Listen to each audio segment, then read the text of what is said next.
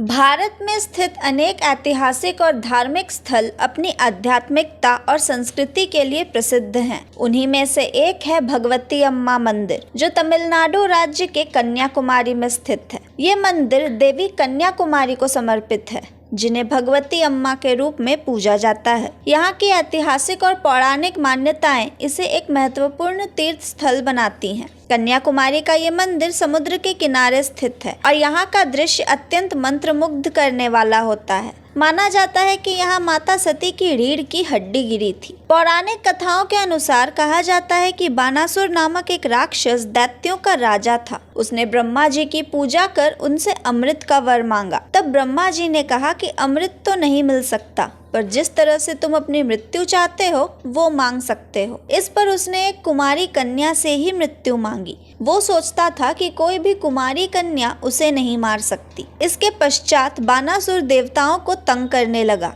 तंग होकर देवताओं ने भगवान विष्णु और लक्ष्मी जी से सहायता की गुहार लगाई। भगवान विष्णु ने उन्हें पराशक्ति की पूजा करने को कहा। पराशक्ति देवी पार्वती का ही एक रूप है। ब्रह्मा जी के वर के कारण वे ही बानासुर से मुक्ति दिला सकती थी। देवताओं की पूजा से प्रसन्न होकर देवी पराशक्ति ने बानासुर को मारने का वादा किया और एक कुमारी कन्या के रूप में जन्म लिया। परंतु कन्या रूपी भगवती ने भगवान शिव से विवाह करने के लिए उनकी तपस्या शुरू कर दी। उन्होंने समुद्र में एक चट्टान पर एक टांग से खड़े होकर शिवजी की पूजा की। शिवजी भी उनकी तपस्या से प्रसन्न हुए और उनसे विवाह का प्रस्ताव स्वीकार कर लिया। परंतु देवता घबरा गए, क्योंकि बानासुर का वध देवी द्वारा ही होना था। किंतु अगर उनका विवाह हो गया तो ये असंभव हो जाता। तब नारद जी ने शिवजी से कहा कि भगवान, आपकी शादी का शुभ मुहूर्त सुबह के पहले है, इसलिए सुबह से पहले ही शादी करें। शिवजी भी अपनी बारात लेकर सुचिंद्रम नामक जगह पर रुके। सुबह होने के पहले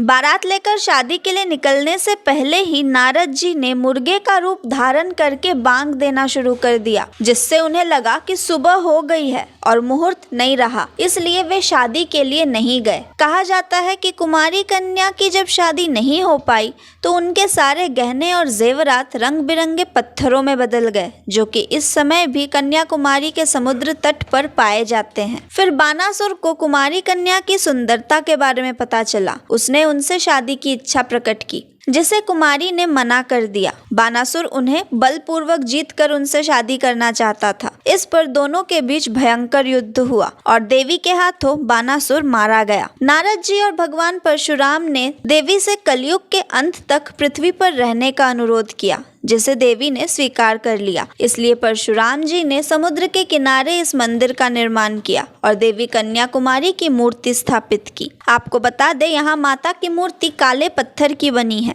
मंदिर के अंदर 11 तीर्थ स्थल भी मिलते हैं। मंदिर का इतिहास 3000 साल से भी पुराना है। पौराणिक कथाएं कहती हैं कि यहाँ भगवान परशुराम ने देवी कन्याकुमारी की मूर्ति स्थापित की थी और वर्तमान मंदिर का निर्माण 8वीं शताब्दी में पांड्या सम्राटों द्वारा किया गया था। चोलाचेरी, वेनाड और नायक राजवंशों के शासन के दौरान समय समय पर इसका पुनर्निर्माण हुआ। राजा मार्तंड वर्मा के राज्यकाल में कन्याकुमारी का इलाका ट्रावनकोर राज्य का हिस्सा बन गया था, जिसकी राजधानी पद्मनाभपुरम थी। स्वतंत्रता प्राप्ति के बाद साल 1956 में यह तमिलनाडु का एक जिला बन गया।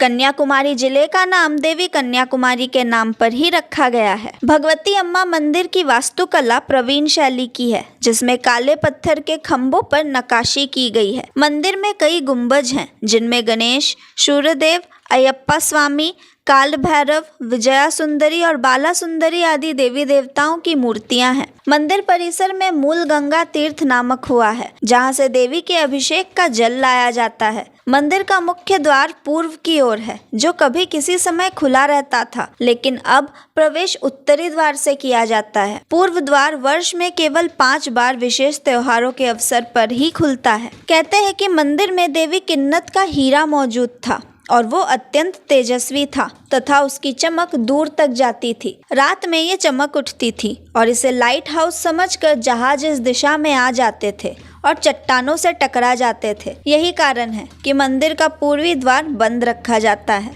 तो ये थी भगवती अम्मा मंदिर की कहानी। आप सबको कैसी लगी हमें कमेंट में बताएं और देखते रहे धर्म संवाद। मैं थी तमिश्री। धन्यवाद।